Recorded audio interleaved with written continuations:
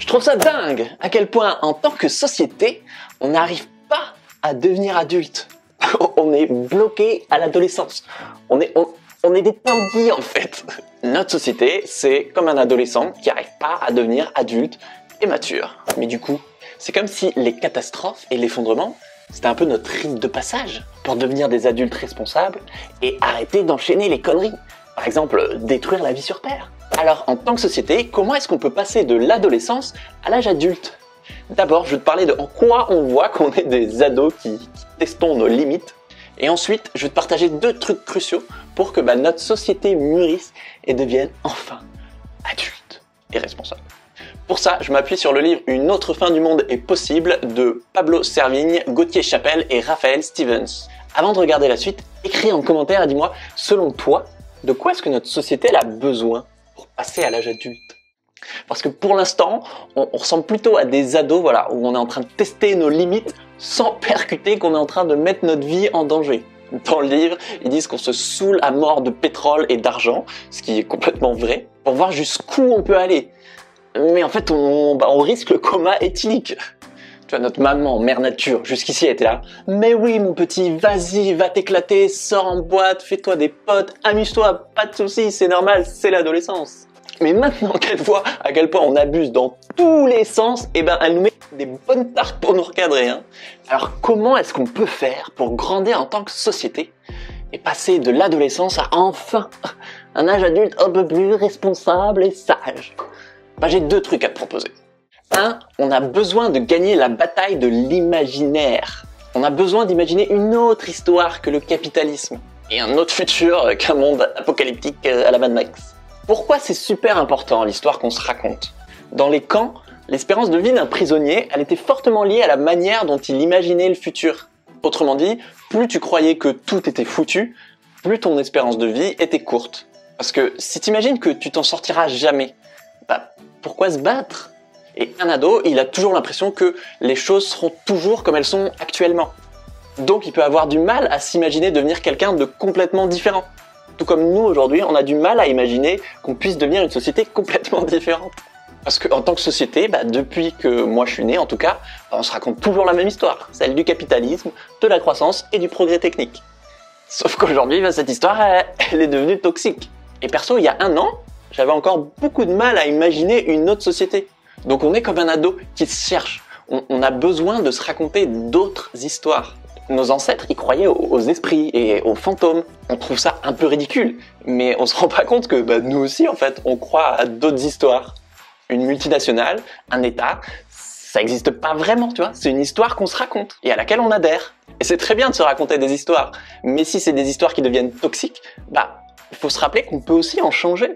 Et petit à petit, on y arrive justement. On commence à retrouver la capacité à imaginer qu'une autre société plus inspirante puisse exister. Peut-être que demain, dans nos écoles, on se rappellera de la modernité comme la période de la grande déconnexion entre les êtres humains et le vivant.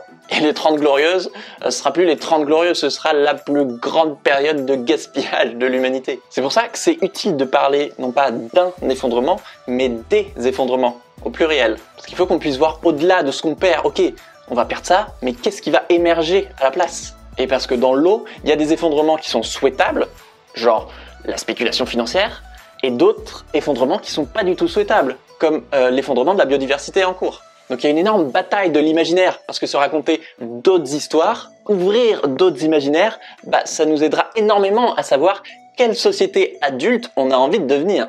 Et le 2e truc crucial pour que notre société passe de l'adolescence à l'âge adulte, c'est de revenir à nos racines. De nous reconnecter au monde sauvage et de retisser un max de liens avec le vivant. Pourquoi? Parce que 3 enfants sur 4 passent moins de temps dehors chaque jour que les détenus en prison. C'est-à-dire moins d'1 heure par jour. Et une fois adulte, on passe 90% de notre temps à l'intérieur. Sauf que l'humain, il a vécu pendant des millénaires dans la nature. Donc personne n'a envie de vivre tout nu dans la forêt, on est d'accord. Mais on n'est pas non plus biologiquement et génétiquement conçu pour vivre hors sol, dans des espaces 100% bétonnés, 100% du temps. On a besoin de plus de liens directs et réguliers avec le vivant qui n'est pas humain, c'est-à-dire les animaux, les végétaux, la nature. Parce que c'est nos racines, c'est de là d'où on vient. Par exemple, je suis choqué d'avoir compris qu'il y a quelques années à quel point le plancton et les vers de terre, par exemple, c'est essentiel pour notre survie. Pourquoi est-ce que j'apprends ça genre à 25 ans? Tiens, je suis curieux, on va faire un petit test. Dites en commentaire, 1. Combien de temps tu passes dehors par jour? 2. Quand est-ce que c'est la dernière fois que tu as dormi à la belle étoile? Et 3. Est-ce que tu connais les plantes autour de chez toi? On a besoin de recréer du lien avec le vivant, avec la nature. Et il y a tellement d'études qui montrent tous ces bienfaits de passer du temps en forêt ou d'avoir plus de liens avec les autres humains, donc les animaux, les végétaux. T'éprouves moins de peine, de fatigue, de dépression, et ça booste l'estime de soi, la concentration et la créativité par exemple. Moi avant je me disais c'était un peu des croyances de hippie, bah non en fait, c'est de la science, c'est de la chimie. Par exemple, les arbres, ils envoient des substances volatiles dans l'air qui te font déstresser. Si tu regardes régulièrement des arbres, les études montrent que tu as un temps d'hospitalisation qui est plus court et que tu as une baisse de la criminalité, genre. Et à l'inverse, les études montrent clairement que si on se coupe de la nature, ça flingue notre santé. Tu as plus d'obésité, de maladies cardiaques et globalement, tu as une baisse de l'espérance de vie. Ouais, quand même. Alors il est temps d'arrêter de couper les liens qui nous restent avec la nature. Donc par exemple, arrêter de bétoniser toute la surface de la Terre et de retisser un max de liens avec le vivant. On est en plein voyage initiatique de l'humanité. Et pour moi, ce dont on a le plus besoin pour devenir adulte, c'est de la sagesse. Et c'est cette qualité que je trouve chez Pablo Servigne et ses co-auteurs et tous les gens que j'ai la chance d'inviter et te faire découvrir en les ramenant sur mon canapé. Un peu comme avant, tu sais, on avait des vieux sages, le sage du village, qu'on pouvait consulter pour prendre des décisions compliquées. Et moi, je rêve que tous ces gens pleins de sagesse, ils aient plus de pouvoir. C'est pour ça que je fais de mon mieux pour te partager leurs idées et leur humanité. Si cette période étrange avec le coronavirus t'interroge sur le sens de ta vie, je te conseille cette vidéo sur la psychologie des catastrophes. Voilà, qu'est-ce qui nous rend résilients et comment se relever des catastrophes. Et si tu souffres d'éco-anxiété, je te conseille celle-là justement sur comment moi j'ai remonté la pente après ma dépression écolo. Voilà, je vous aime, je vous dis à mercredi prochain. Ciao!